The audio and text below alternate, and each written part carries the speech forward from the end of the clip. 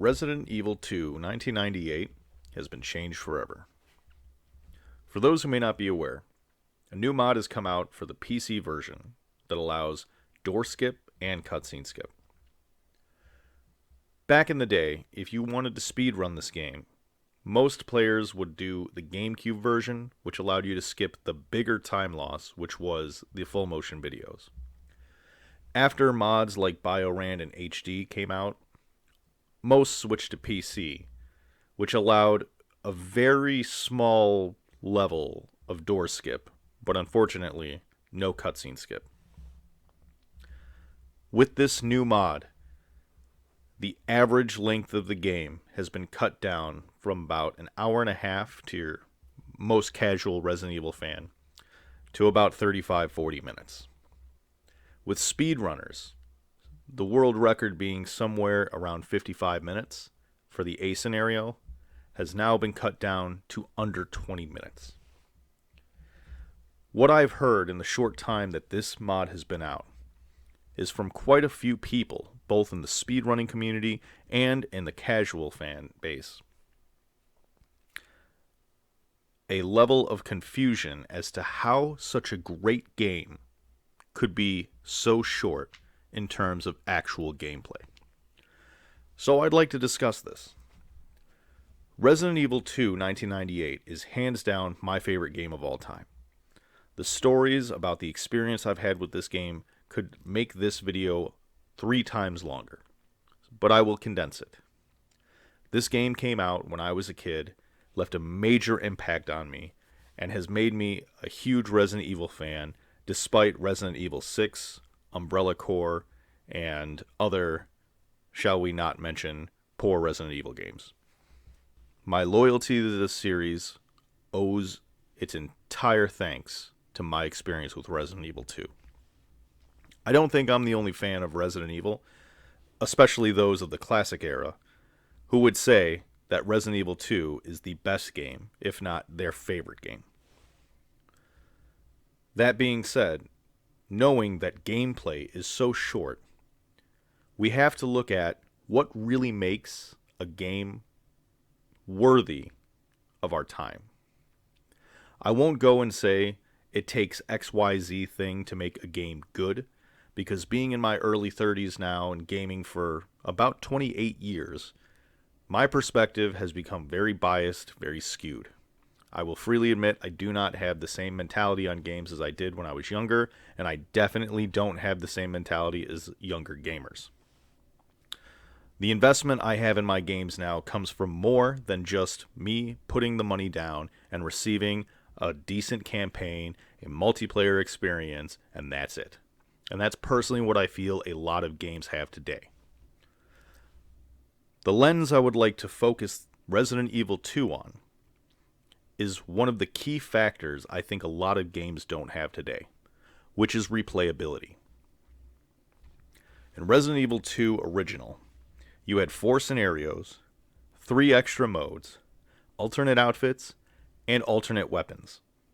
These weapons were obtainable by having faster and better times and better ranks, encouraging you to play this game with the knowledge you've already obtained. Now let's look at another Resident Evil. Resident Evil 3 Remake had a lot of shortcomings. One of the key problems being its short length. This game had cut out so much of the original, it was rapidly seen as a black mark on the Resident Evil franchise. But one may argue, both the original Resident Evil 3 and Resident Evil 3 Remake can be beaten in around the same length of time. The difference comes from replayability. Resident Evil 3 Original allowed for branching pathways due to a system implemented in the game as to when you would fight Nemesis, and semi-open world capabilities by allowing you to choose to go certain ways at different intervals. This allowed for 4 total different runs that could happen in your game. Resident Evil 3 Remake was a much more linear experience.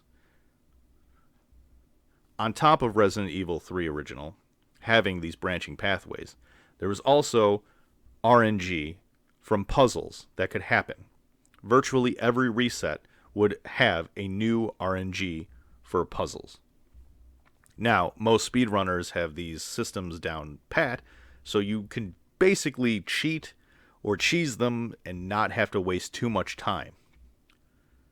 Resident Evil 3 Remake does not have an artificial game length extender like Resident Evil 3 Original.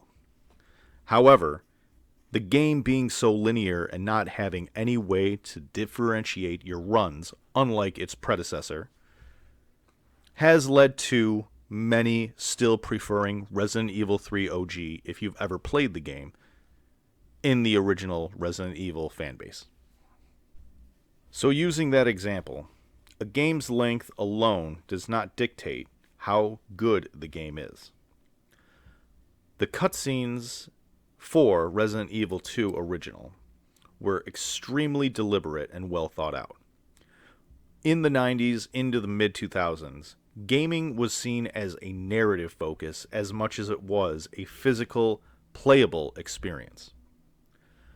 It cannot be argued, because during Resident Evil 1.5's creation, it was scrapped and a professional writer and screenwriter was hired to flush out Resident Evil 2's narrative.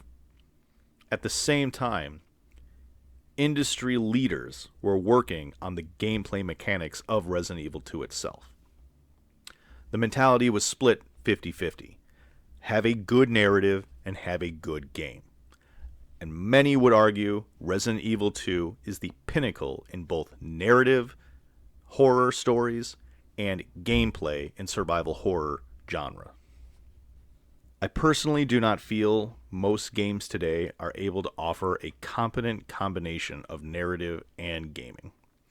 I also do not feel that most games that come out today focus on campaign or narrative in general. A lot of the games I play today are multiplayer based. It may be due to my older age or being bitter at the industry that I prefer narratives, hence campaigns and stories of older games that I grew up in. Or at the very least, even if I hadn't played them, still during the time period that I was a child. But to me, something is undeniably missing with these newer games and their newer narrative focus. Some of the games that I've liked that have come out in more recent times are those of the likes of Dead Space, Red Dead Redemption, even the newer Metal Gears. All of these games range wildly in terms of actual gameplay versus narrative and cutscenes. What I would like in the future of the industry of gaming is a return to roots and focus on narrative, but also understand a lot of younger and even gamers in my age demographic have ADHD and just want to play. I think this is where multiplayer comes in. During the time period Resident Evil 2 had come out, multiplayer was still very niche, very new, and for its console itself, not very attainable, having only 2 controller inputs. And I don't know anyone who bought the little corner edge thing that allows you to plug in multiple controllers. But only a generation later, online gaming became almost the standard. So when it comes to modern games today, I would say go all out for your campaign. Have cutscenes, have a narrative flow, and leave your multiplayer to be the thing that people want to get into and go ham on. But if you don't have multiplayer in your game, you must focus on replayability. And how you do that could range from having alternate modes, alternate routes, alternate skins, unlockables due to how good you are at the game, and incentivize replayability. If you don't have that, the investment people have today on buying games that are rapidly increasing in price, on consoles and PC hardware that are doubling, if not tripling in price, is going to lead to the actual downfall of games. I will admit, for years, I thought the industry was on its way out. But there have been good games that have come out recently, and some would arguably say great games have come out recently, whether I find them to be or not. I'm not biased enough to think that the industry will collapse solely based off of my preferences in gaming. I can recognize when a quality, polished game has been released, whether I like it or not. I just want to make the industry as well as the consumer aware that without focusing on replayability, a game like Resident Evil 2, which now removes all of its loading and its cutscenes, takes an hour-long experience down to 20 minutes. And this is for an older game. A newer game today already has cutscene skip built in. Loading times are rapidly shrinking due to PC and console capability. You may plan to have a game be 2 hours long, but in actual reality, it could be less than 30 minutes. You have to make sure that everything you're building up is around every possible demographic of gamers. Those who enjoy the story, who will watch cutscenes, those who do not have the most up-to-date consoles or PCs, but actually have investment in playing the game, those who may only focus on the multiplayer experience, those who may choose to speedrun your game, and many, many more. Because gaming has become so much more accessible due to the recent years. All of the holdouts who would continue saying that games are simply toys for kids has finally blown away, allowing a quality narrative experience to flourish in today's world, as well as maximized gameplay mechanics. The reason I bring it up is because a game from 1998, even with this mod, still captivates my interest that I will play it today regardless of this knowledge. However, returning back to Resident Evil 2, this has changed my perspective, and I freely admit is a jarring experience. The fact that being a child, I was captivated so much by the narrative more than the gameplay itself, almost feels like someone pulled the rug out from under me. Do I enjoy the gameplay of Resident Evil 2? Absolutely. Did I enjoy the story of Resident Evil 2? Bar none, 100%. But being older and realizing how much of my experience was simply built from narrative world building, it's quite surprising. How I will proceed with Resident Evil 2 in the future has without a doubt been changed due to this mod and this knowledge. And I feel a lot of other fans are going to have the same experience. I guess the whole reason I'm doing this video is to tell you it's okay. We don't recognize why we like something until something challenges our perspective on it. It's why so many people get extremely defensive when someone criticizes their favorite game. This is just a learning experience, not just for us as consumers, but as also those who may become developers and make games in the future.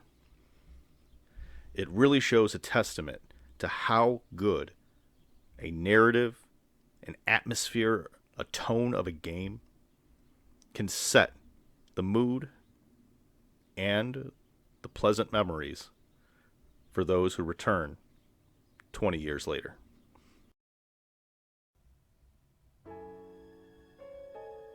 I've just covered quite a few topics now regarding my favorite game of all time and an experience that I have noticed from many people who also find Resident Evil 2 to be a pleasant, if not their favorite game. So I ask you, what games have come out that you enjoy? What would you recommend to people who want replayability or a quality narrative to carry them? And I also posit this.